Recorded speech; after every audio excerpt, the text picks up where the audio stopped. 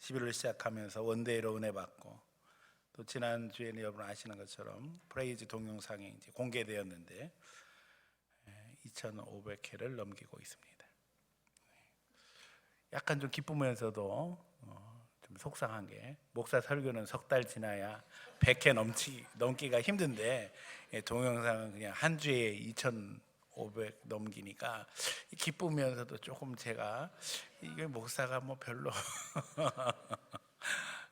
하나님의 은혜인 줄 믿습니다.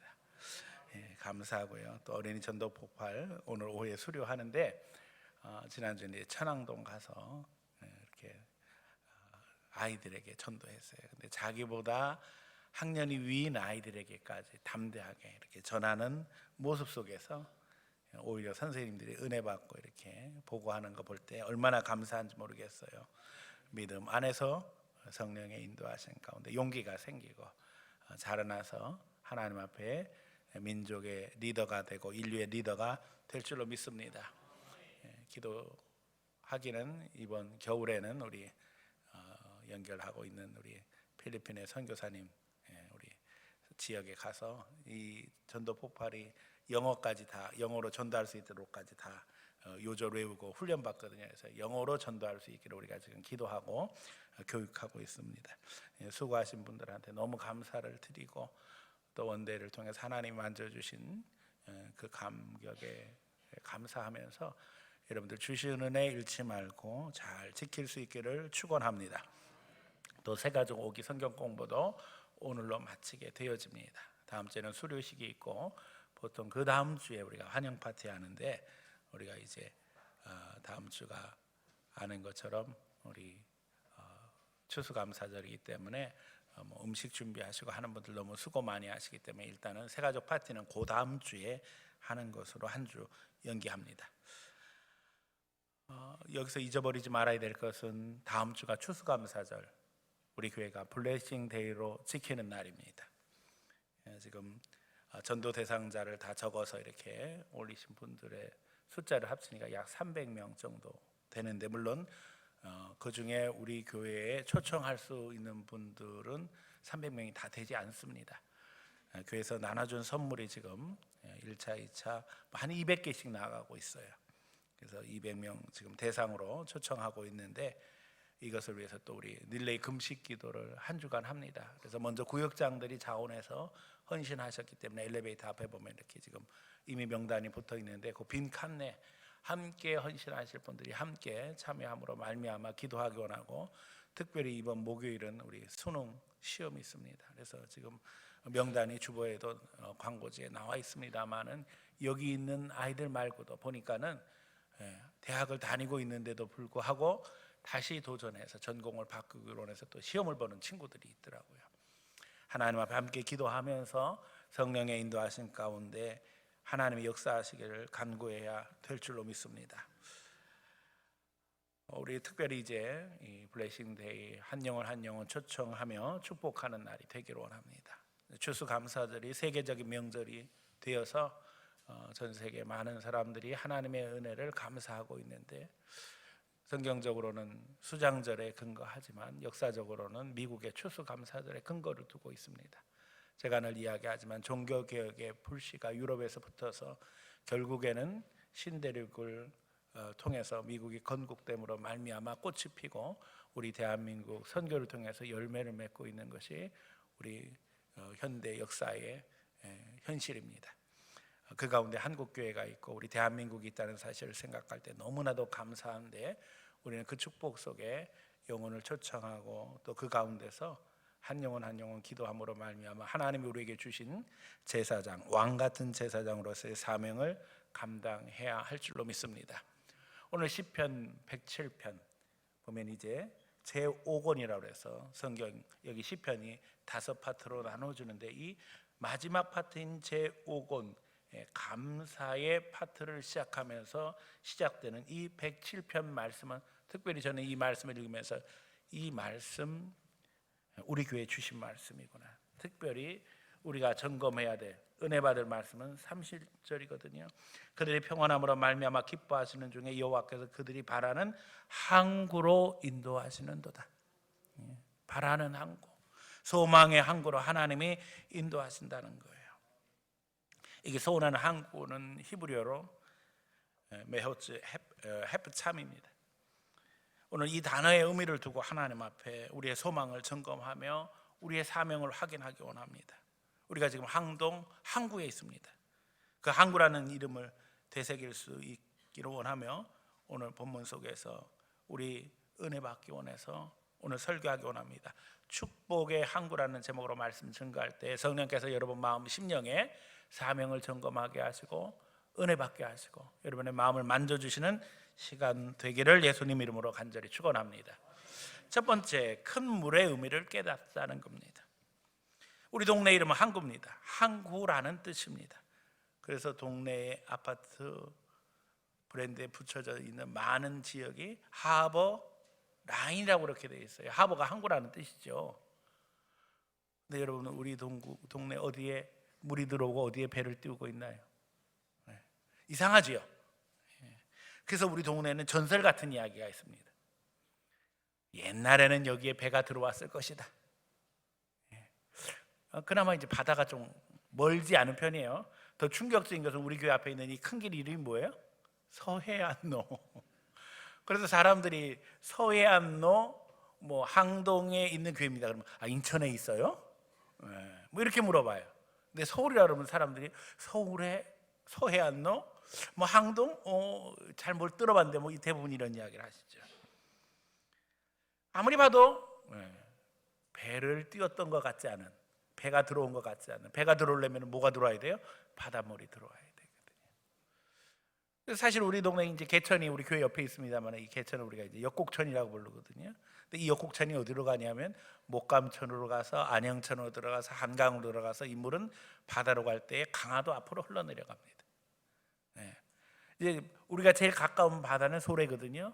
그쪽으로 흘러가는 것도 아니고 서울을 다 돌아가지고서는 서해 바다로 빠져나가요. 참 희한한 동네입니다. 그래서 이제 사람들이 또 다른 이야기를 하기 시작했어요.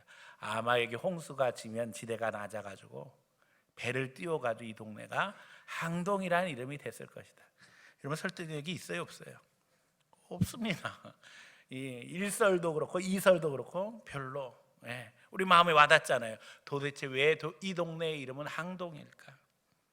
그런데 저는요, 기도하면서 하나님께서 이 동네 이름을 항동이라고 부르기 이전에 이미 우리를 기억하셨을 것을 믿습니다. 우리는 고백합니다. 창세전에 우리 주님께서 우리를 한 사람 한 사람 기억하셨다는 것을 믿습니다. 우리 한 사람 한 사람뿐만 아니라 하나님께서 이미 사람들이 항동이라는 이름을 부르기 전에 우리 교회를 하셨고 여기에 영적인 기지로 항동중앙교회를 세우실 것을 계획하시고 인도하신 줄 믿습니다. 떨리는 마음으로, 그래서 저는 늘 우리 교회가 하나님 앞에 영적인 항구, 영혼들을 품을 수 있는 믿음의 항구가 되기를 기도하고 있습니다. 오늘 본문은 항구에서 배를 띄우고 또 바다에서 나가는 이들을 향해 주시는 은혜의 말씀입니다. 그래서 증거하고 있지요. 여기 배들을 바다에 띄우며 큰 물에서 일을 하는 자는 여호와께서 행하신 일들과 그의 기이한 일들을 깊은 바다에서 보나니 여호와께서 명령하신 즉 광풍이 일어나고 바다 물결이 일으키는도다. 항구에서 배를 띄워서 큰 물에 나가서 일하는 사람은 하나님을 인정하지 않을 수 없다는 거예요. 왜냐하면 바람이 부는 것을 보고 풍랑이는 것을 보면 그것이 사람 마음으로 되지 않는다는 것을 깨달으며 하나님 앞에 간구하고 기도할 수뿐이 없다는 거예요. 그들이 하늘로 솟구치다가 깊은 곳으로 내려가나니 그 위험 때문에 그들의 영혼은 녹는도다. 무슨 말씀이에요?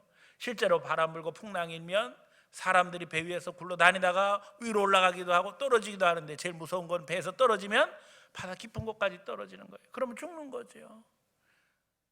영혼이 녹는 것 같다는 거예요. 그런 위기 속에서 기도하지 않을 수 없다는 겁니다. 우리가 아는 것처럼 세상은 요동치는 바다와 같습니다. 물결이 일고 파도가 칩니다. 때로는 태풍이 일어나 심지어는 배가 침몰하기도 합니다. 목숨 건 항해 속에 사람들은 기도하지 않을 수 없습니다. 항구로 돌아가게 해주세요. 여러분, 여기서 항구는 고향이며 가정이 됩니다. 오늘 히브리어의 본문 소망의 항구, 또 하나님이 바라시는 항구라는 이 항구의 원어 히브리어는 헤프참 메호츠입니다. 여기 메호츠가 항구고 호프참은 소원이라는 의미를 담고 있습니다. 그런데 이 부분을 영어 성경은 desired heaven으로 이렇게 번역했어요. 킹 제임스 버전이나 NIV에 이렇게 번역되어 있어요.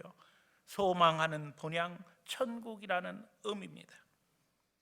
우리는 풍랑이는 세상 큰 물 앞에 영혼들이 하나님 앞에 간절히 소망의 항구로 돌아가기를 소원하는데, 영적으로 보면 이게 우리의 본향이라는 거예요.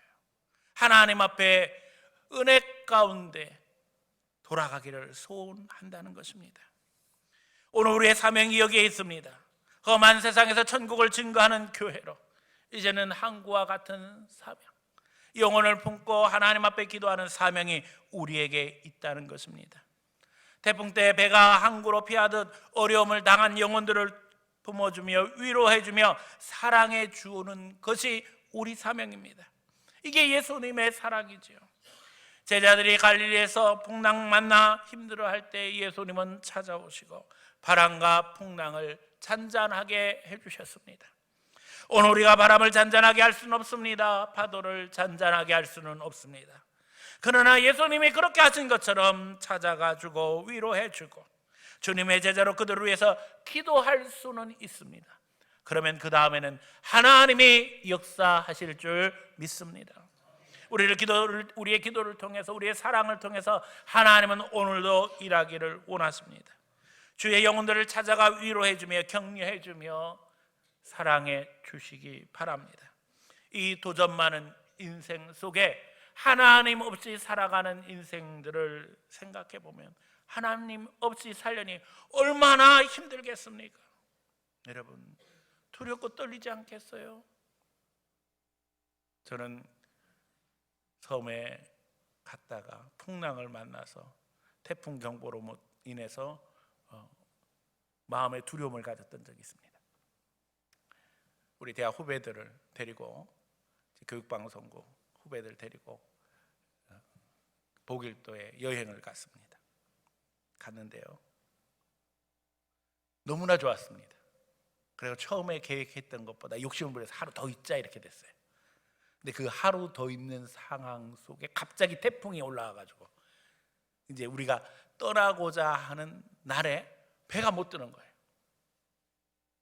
저는 이제 주일이 눈앞에 이르렀기 때문에 가야 됩니다. 이미 그때 담임 목회를 하고 있었고 우리 교회는 부교역자가 없어서 제가 반드시 가서 주일날 설교를 해야 됩니다.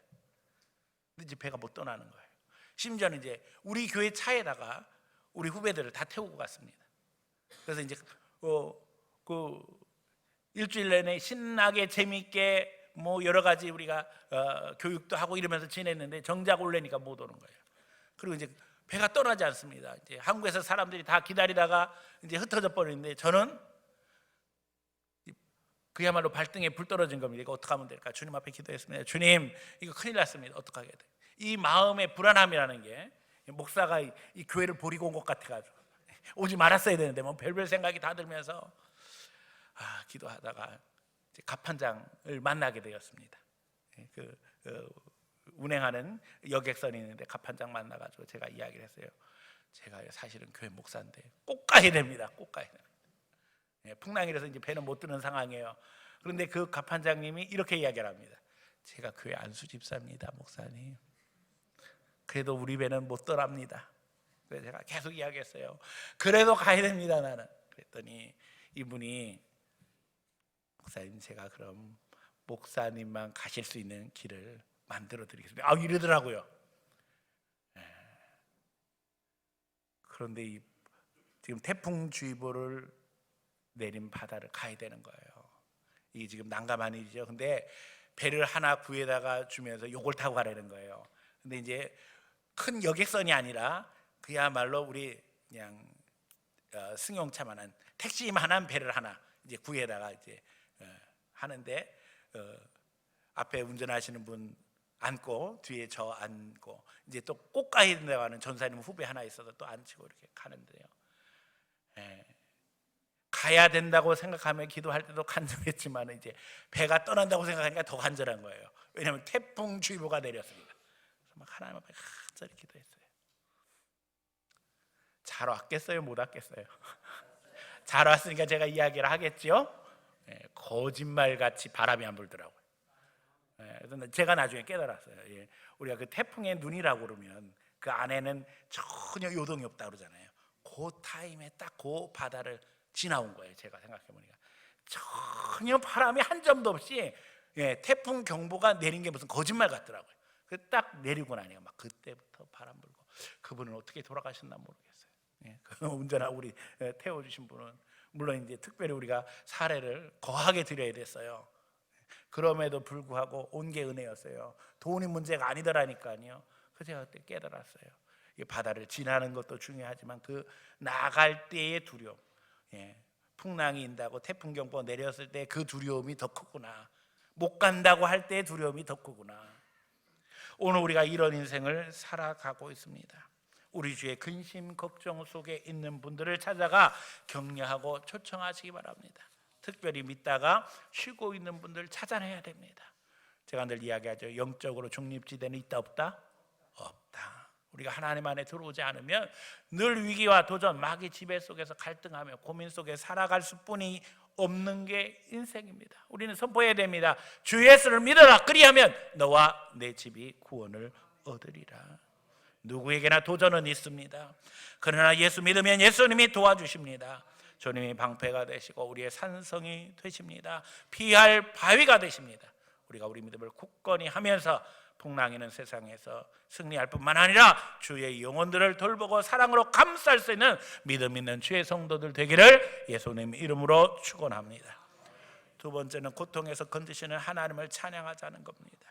오늘 우리가 읽은 본문 중에 26절로 29절, 바다에서 광풍이 일어남으로 말미암아 이로 인해서 당하는 위기들을 이야기하고 있습니다. 그리고 그 가운데 기도하지 않을 수 없는 형편에 대해서 증거합니다. 오늘 우리가 바닷길 같은 인생 살고 있습니다. 변화무쌍한 세상에서 하나님 의지하지 않으면 안 되는 우리의 상황 속에 믿는 자들은 하나님을 바라보며 은혜를 누리게 되어집니다. 우리에게도 풍랑이 있고 위기가 있지요. 그러나 그 가운데서 주시는 은혜로 말미암아 오늘 여기 우리가 앉아서 하나님 앞에 기도하게 되는 줄 믿습니다. 감리교의 창세린 요한 웨슬레는 영국 사람인데 미국의 선교사로 활동했습니다. 그가 대서양을 지날 때 풍랑을 만나게 되어집니다. 지금 배들과는 비교할 수 없는 열악한 모습이었고 무슨 기계 설비가 제대로 갖춰지지 않은 목선 수준의 배를 타고 대서양을 건너던 시절입니다. 그는 거기서 풍랑을 만나고 죽을 위기에 빠집니다. 그래서 하나님 앞에 두려움 속에서 간절히 기도합니다. 하나님, 제가 지금 복음 전하러 가는데 죽을 위기를 만났습니다. 저를 살려주세요. 막 애가 끓어서 하나님 앞에 간절히 기도하게 되는데 그때 찬송 소리가 들립니다. 그리고 평온한 모습으로 기도하는 한 무리를 발견하게 되어집니다. 너무나도 웨슬레는 그때 충격받았어요. 아니 도대체 저런 사람들은 어떤 사람일까? 그들은 모라비안이라고 하는 신앙 공동체 성도들이었어요. 이 모라비안들은 체코 사람입니다.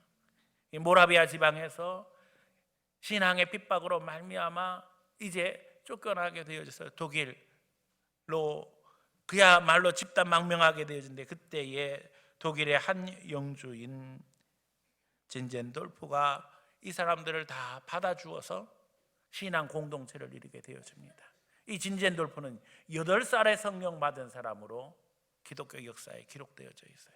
그러니까 어린아이 때에 귀족인데 이 사람이 성경 읽으면서 기도하고 은혜 받음으로 말미암아 성령 은혜를 체험하고는 자기 영역 안에 있는 자기 지역에 사는 모든 사람들에게 복음 전하고 완전히 신앙적 마을을 만들어서 하나님 앞에 그야말로 영광 돌렸는데 모라비안들을 대거 받아들여서 신앙 공동체로 이제 선교 공동체가 되어져요.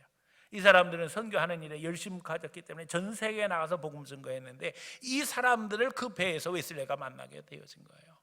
그래서 나중에 이 사람들의 정체를 알고 이 웨슬레가 도전 받으며 하나님 앞에 간절히 기도했고, 그 기도 속에 만난 성령으로 인해서 오늘 감리교회의 영성이 유지되고, 그런 가운데 이제 세계 선교의 문을 하나님께서 웨슬레에게 열어주셨던 것을 보게 되어집니다. 그들이 그 배를 타고 있었고, 웨슬레는 그들을 통해 많은 영적 도전을 받았습니다. 여러분, 바다를 항해하는 이들에게 많은 위기가 옵니다. 이 세상에서도 마찬가지고, 이 위기는 불신자들에게만 오는 것이 아니라 믿는 자들에게도 옵니다.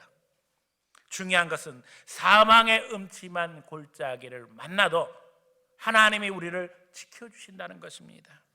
사망의 음침한 골짜기를 지날지라도 내가 해를 두려워하지 않을 것은 주께서 나와 함께 하심이라, 우리가 하나님 앞에 암송하며 고백하고 있습니다.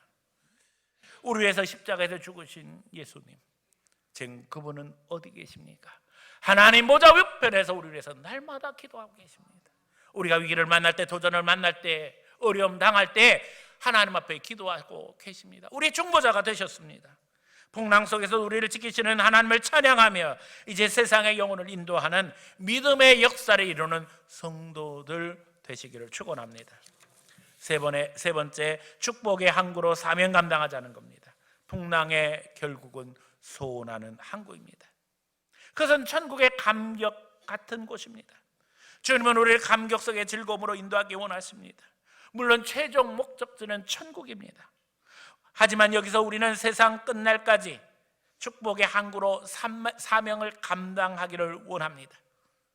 만선의 축복을 기대하며 많은 물고기를 잡아 기쁨 가지고 돌아오는 이들을 맞아줄 수 있는 항구가 될 뿐만 아니라 풍랑을 만나 초라하게 대피하는 모든 영혼들을 품어줄 수 있는 영적 항구가 되기를 원합니다. 교회는 성도의 어머니입니다. 어머니의 품이 되어지는 교회, 하나님 아버지를 부를 수 있는 거룩한 공동체가 되어져 세상에 힘이 되고 위로가 되고 능력이 되는 교회로 우리 교회가 사명 감당할 수 있어야 될 줄로 믿습니다. 여러분은 한 사람 한 사람 그 사명의 주인공이 되도록 하나님이 오늘도 역사하시는 줄로 믿습니다. 목사 설교가 한 달 지나고 두 달 지나고 세 달 지나야 100번이라니까요. 그러나 찬양의 동영상 수가 몇 개가 되었다고요? 2,500개. 하나님이 목사만 통해서 역사하시는 게 아니라 여러분 통해서 역사하셔요. 어린아이들이 나가서 복음 증거합니다.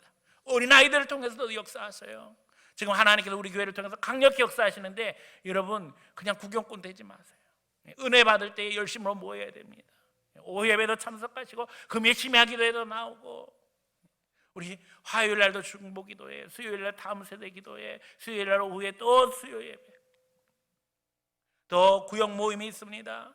오늘 우리 온데이 할 때도 동영상 보셨잖아요. 소그룹 모임하면서 서로 기도 제목 나누고 축복하고 성령 역사하셔요. 거기서 목사가 설교할 때만 역사하시는 게 아니잖아요. 약속되어져 있잖아요. 두세 사람이 모여서 기도하는 거기에 주님이 함께 하시는 거예요.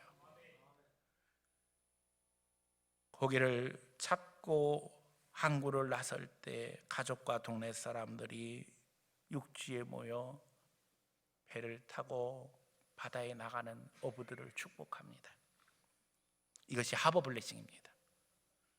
그래서 항구마다 복음화 되어지고 복음이 들어가서 거기에 교회가 세워진 지역에는 이런 행사들이 있습니다. 그러면 이제 온 동네 사람들이 다 모입니다. 그리고 어부들은 배를 타고 다 같이 동네가 떠나가도록 찬송을 합니다. 그리고 목사가 기도하죠. 하나님, 만선의 기쁨을 가지고 돌아오게 해주세요. 그러나 사실은 그것보다 더 중요한 기도가 있습니다. 살아 돌아오게 해주세요. 지금은 과학이 발전해서 온갖 시스템이 다 갖춰지고 어선도 우리의 상상을 초월할 정도로 기계들이 잘 구비가 되어져 가지고 항로를 잘 인도합니다. 그러나 과거에는 그렇지 못했잖아요. 목숨을 하나님께 걸고 나가는 거예요. 모든 사람들이 항구가 떠나가도록 찬양하고 기도합니다.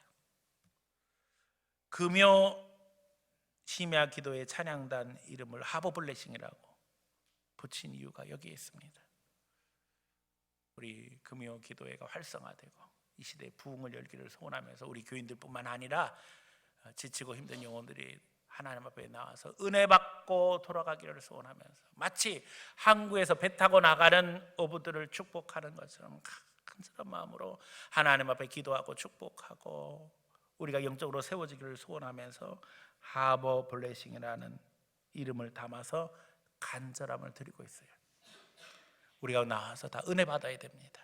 그리고 힘들고 지친 영혼들 초청해서 함께 격려하고 축복해야 됩니다.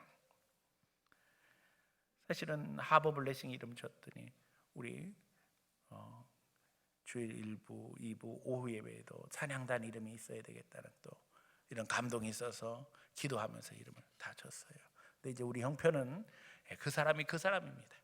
뭐 1부에 섰던 사람이 2부에 서기도 하고 또 오후에 서기도 하고 금요일날 서기도 하고 원하기는 이제 더 많은 멤버들이 활성화되어서 우리 찬양에 불이 붙기를 원하고 우리 찬양 대도 차고 넘치기를 축원하고 또 지금 기도 제목은 일부 예배 찬양대 세우는 걸 놓고 하나님 앞에 기도하고 있습니다. 그래서 일부 예배 때 찬양단이 찬양하고 있거든요. 그 찬양단 이름이 샬롬입니다. 뭐예요? 평안입니다. 우리가 신앙생활하면서 최고의 축복이 뭐예요? 평안이에요. 샬롬. 두 번째 2부 예배, 우리 이 11시 예배 전에 찬양하는 찬양단도 이름이 붙여졌습니다. 여러분 좀 생소하실지 모르지만 호이닉스입니다. 종려나무입니다. 근데 이 호이닉스가 휘닉스의 어원입니다. 휘닉스가 뭔지 아세요? 불사죠. 종려나무가 불사를 상징해요. 자, 이스라엘 백성들이 예수님 예루살렘에 올라가실 때 종려나무 흔들면서 찬양했지요. 네.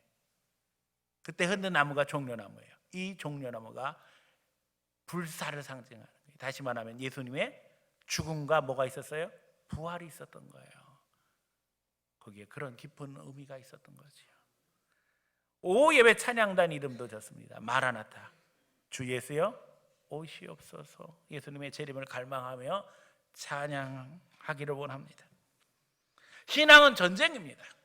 영적 전쟁입니다. 살아남아야 하고 우리가 승리해야 됩니다. 이제 더 나아가서 우리가 살리는 사람이 되어야 됩니다. 이기는 사람이 되어야만 합니다.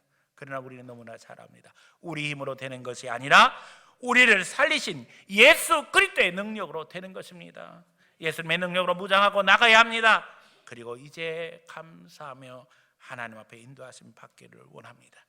다시 한번 강조합니다. 다음 주는 추수감사절이고 블레싱데이입니다. 여러분들에게 광고하는 것은 일부 예배가 없습니다. 주일학교 예배도 없이 우리가 다 가족 예배로 11시에 예배 드립니다. 그런데도 불구하고 한두 분 9시에 꼭 와서 이렇게 얘기하는 분이 있습니다. 목사님 왜 예배가 없지요? 이미 이렇게 얘기했는데 이번에는 한 분도 그런 분이 없기를 바랍니다. 맛있는 음식도 준비해서 함께 나눌 것이고 교회를 처음 찾아오는 분들에게 선물도 준비하고 있습니다. 함께 축복하며 하나님께서 우리에게 은혜 베푸신 것 감사하며 그 가운데 한 영혼 한 영혼 믿음으로 세워지는 축복의 기회 되기를 예수님 이름으로 간절히 축원합니다.